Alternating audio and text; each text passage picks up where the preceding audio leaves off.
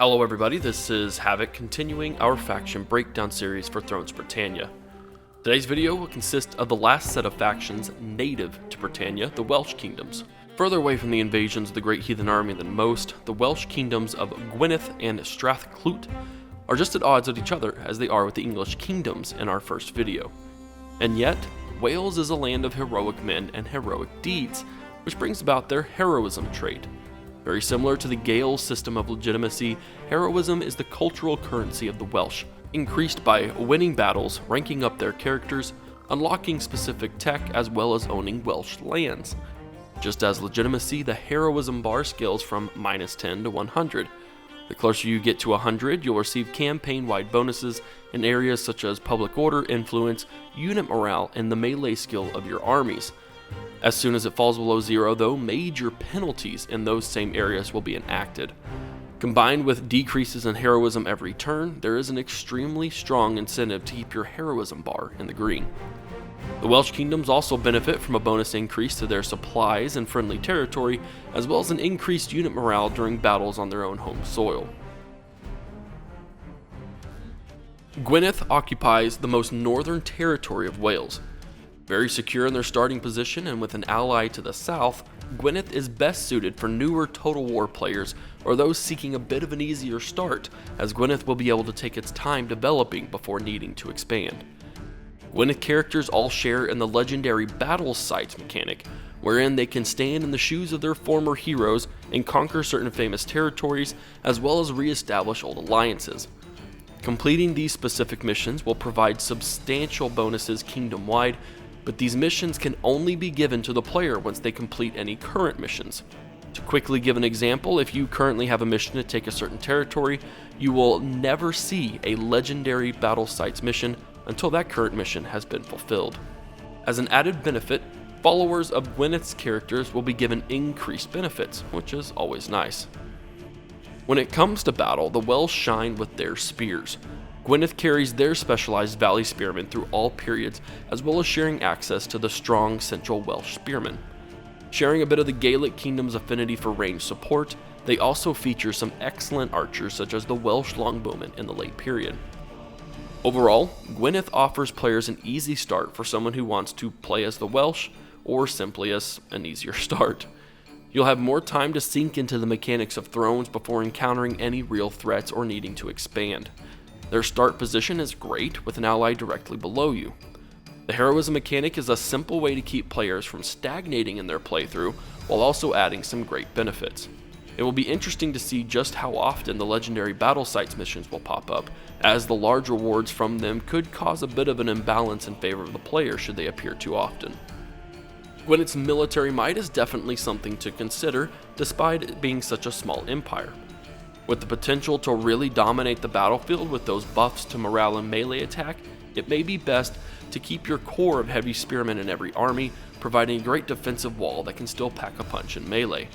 Combine that with a solid group of ranged units because, again, not every faction has access to superior archers or javelin men, so once a faction pops up that does have these units, it's just plain smart tactics to implement them. That's not to say that swordsmen and axemen don't have a place in a Welsh army in Thrones, they're just simply not specialized or unique in their own respect.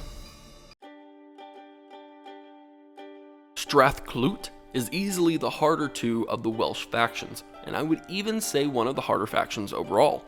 They are a true kingdom of the Old North, pushing back the tide of their Viking invaders. Inhabiting the most southern part of Scotland, their difficulty lies in the facts that they have no strong defensible border and are wedged between the two major powers of Kirken and Westleod. Clut will need to push early if they want to survive. Clut gets a bit of a break from these slightly overwhelming factors by receiving bonuses for owning settlements next to each other. Public order from what we've seen so far, but hopefully in more areas as we conquer more territories.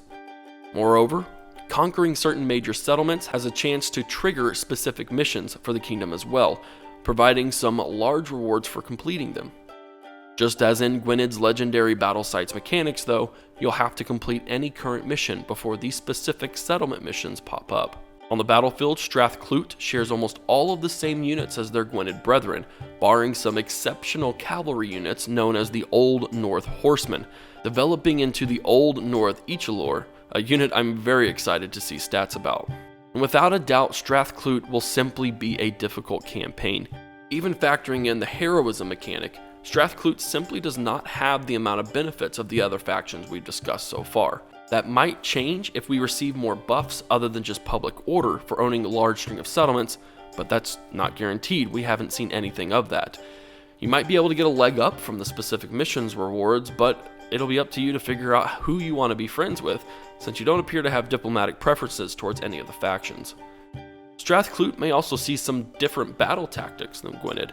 While fielding all the same units except for a couple of specialized ones, I'm really interested to see just how exceptional the Old North Horsemen are, as having superior cavalry could provide you with some excellent flanking opportunities, as well as putting pressure on ranged units, such as the sharpshooters and crossbowmen of your northern Kirken neighbors. One thing I did want to mention before we end is the Welsh's ability to take up the Fame Victory condition.